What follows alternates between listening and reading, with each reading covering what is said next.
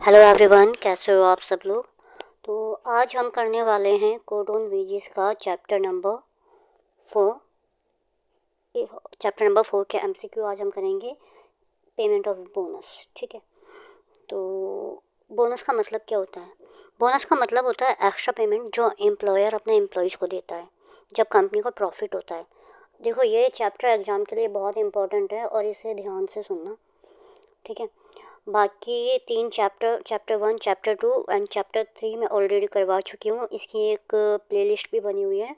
अगर आपने वो एमसीक्यू नहीं देखे हैं तो आप एमसीक्यू जाकर देख लेना।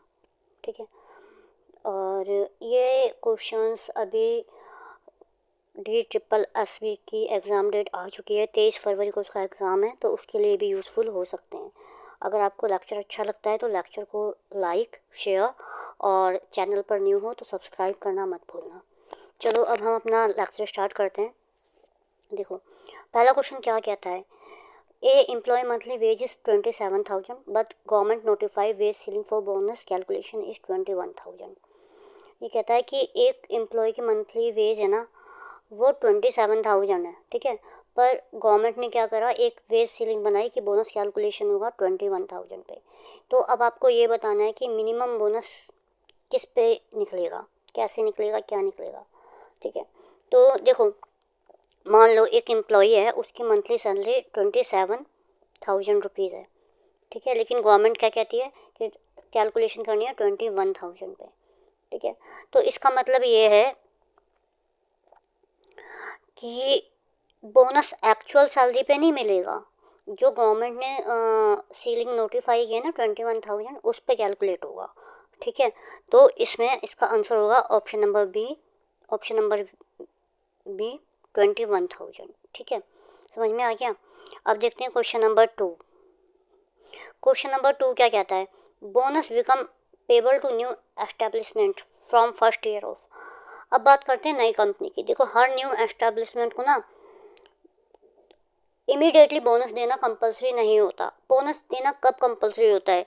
जब कंपनी डेप्रिसिएशन है ना, अपने चार्जेस और अपने बाकी स्टैट्यूटरी डिडक्शन कर लेती है। ठीक है, उसके बाद एलोकेबल सरप्लस कमा लेती है, मतलब एलोकेबल सरप्लस अर्न कर लेती है।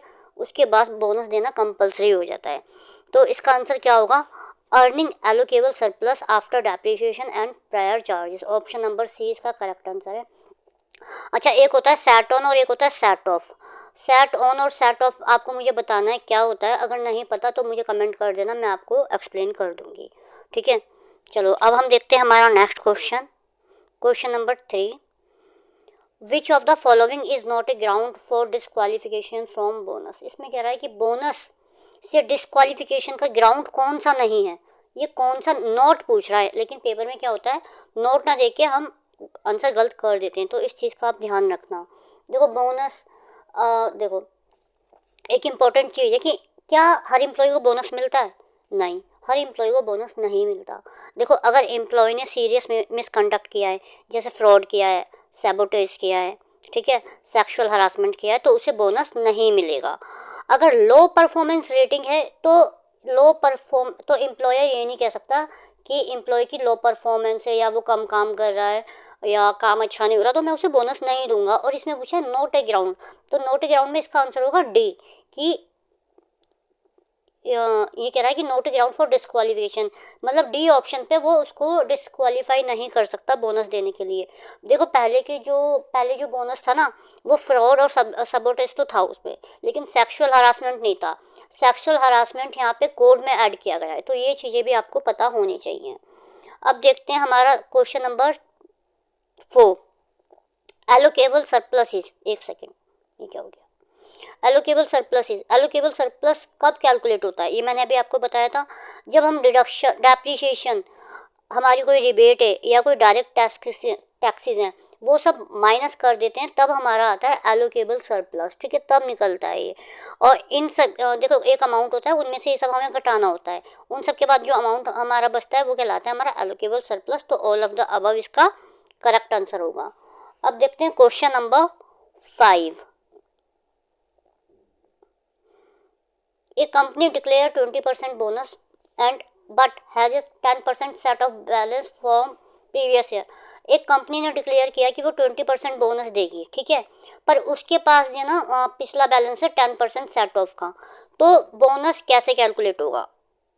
अब ये अच्छा क्वेश्चन है। देखो, इस साल कंपनी ने सपोज करो इस साल कंपनी ने बहुत अच्छा प्रॉफिट कमाया है और कंपनी ने बोनस डिक्लेयर कर दिया कि हम 20% बोनस देंगे, ठीक है। तो एम्प्लॉयर सिर्फ वही 20% का बोनस देगा, सेट ऑफ का नहीं देगा। सेट ऑफ कब यूज़ करते हैं, सेट ऑफ जब यूज़ करते हैं जब हमारा करंट ईयर में प्रॉफिट कम होता है। अगर देखो मान लो एम्प्लॉयर ने बोला कि मैं 20% बोनस दूंगा, लेकिन उसका प्रॉफिट तो हुआ नहीं था, तो वो 10% सेट ऑफ जब यूज़ हो जाता। लेकिन यहाँ तो उसने डिक्लेयर करा कि वो 20% बोनस देगा, तो 20% बोनस वो किस कंडीशन में दे रहा है, उसका कंपनी का प्रॉफिट हुआ है, इसलिए वो सिर्फ 20% देगा, ठीक है। तो इसका आंसर होगा पे ओनली 20%। अब देखते हैं हमारा क्वेश्चन नंबर 6। क्वेश्चन नंबर 6 क्या कहता है हमारा। क्वेश्चन नंबर 6 कहता है if the establishment has multiple branches. अगर किसी कंपनी की मल्टीपल ब्रांचेज है और with separate profit and loss account, और उन सबके सेपरेट अलग अलग प्रॉफिट एंड लॉस अकाउंट है, तो बोनस कैसे कैलकुलेट होगा। देखो, एक ऑफिस है, वो दिल्ली में हेड ऑफिस है, ठीक है, एक ऑफिस है उसका दिल्ली में हेड ऑफिस है, लेकिन उसकी ब्रांचेज है गुजरात में, है राजस्थान में, मुंबई में, ठीक है, इन सब जगह पे उसकी ब्रांच है, और इन सब का प्रॉफिट एंड लॉस अकाउंट अलग बनता है, दिल्ली में नहीं बनता, अलग ही बनता है, ठीक है। तो इसका जो बोनस होगा ना वो भी अलग अलग ही बनेगा, एक साथ नहीं बनेगा। तो इसका आंसर होगा सेपरेट फॉर ईच ब्रांच, क्योंकि प्रॉफिट एंड लॉस जब अलग अलग बन रहा है तो उसी के भी यहाँ पे तो बोनस कैलकुलेट होगा ना, तो अलग अलग बनेगा, ठीक है। आई होप आपको ये पॉइंट क्लियर होगा। अब देखते हैं हमारा नेक्स्ट क्वेश्चन। क्वेश्चन नंबर 7 क्या कहता है। देखो,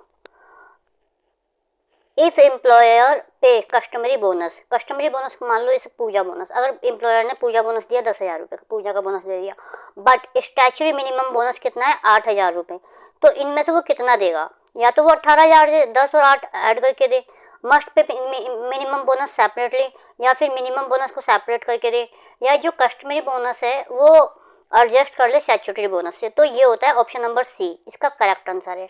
इसमें क्या होता है, देखो, कस्टमरी बोनस जैसे पूजा बोनस हो गया या कोई फेस्टिवल बोनस हो गया, और इसे ना कस्टमरी बोनस को स्टैचुरी बोनस का ही हिस्सा माना जाता है।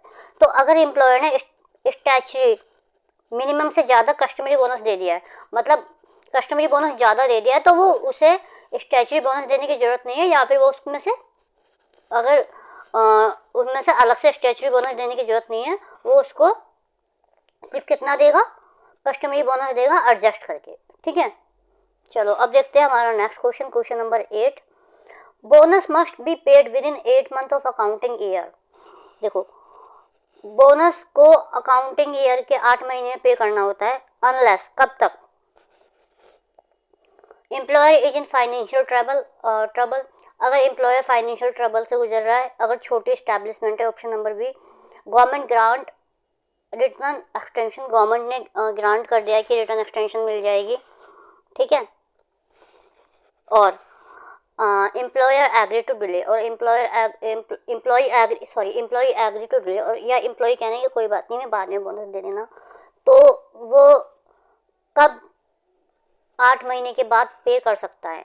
वैसे तो 8 महीने में पे करना होता है, लेकिन क्वेश्चन के अकॉर्डिंग देखो, इसका आंसर होगा ऑप्शन नंबर सी। अगर गवर्नमेंट ने रिटर्न में दे दिया है, एक्सटेंड कर दिया है कि अगर 8 महीने में नहीं दे सकते तो तुम इतने टाइम में दे दो, लेकिन जो इसका पीरियड होता है ना वो मैक्सिमम एडिशनल 2 साल ही आप ऐड कर सकते हो, इससे ज़्यादा नहीं कर सकते।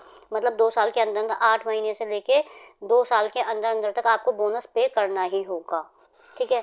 ये कुछ ऐसे पॉइंट हैं जैसे ये बेयर एक्ट वगैरह में तो नहीं दिए हुए, जब मैं जॉब करती थी तो वहाँ पे इस टाइप की कंडीशंस होती थी, उसी टाइप के क्वेश्चंस हैं। चलो अब देखते हैं हम next question. Payment of bonus अब ओनली अप्लाई, ये तो बहुत ईजी सा क्वेश्चन है, तो ये क्वेश्चन तो आप खुद ही कर सकते हो। वैसे इसका आंसर है पेमेंट ऑफ बोनस कब अप्लाई होता है, तो 20 या 20 से ज़्यादा एम्प्लॉय किसी भी एक दिन में काम कर ले 1 साल के प्रीसीडिंग ईयर में, ठीक है। वर्किंग डे एलिजिबिलिटी में क्या क्या आता है, चलो क्वेश्चन नंबर 10 देखते हैं। वर्किंग डे फॉर एलिजिबिलिटी, देखो अगर आप पेड हॉलीडे ले रहे हो, क्या वो वर्किंग डे में काउंट होगा? ले ऑफ हो रहा है, क्या वो वर्किंग डे की एलिजिबिलिटी में काउंट होंगे? मैटरनिटी। तो ये तीनों ही काउंट होते हैं, तो ऑल ऑफ द अबव इसका करेक्ट आंसर है। ठीक है, चलो अब ये हमारा आज का लेक्चर यहीं फिनिश होता है। अब मैं नेक्स्ट चैप्टर 5, 6 और 7 एक साथ लाऊंगी और कोशिश करूंगी कि एज सुन एज पॉसिबल लाऊं। ठीक है, okay, bye bye guys, thank you.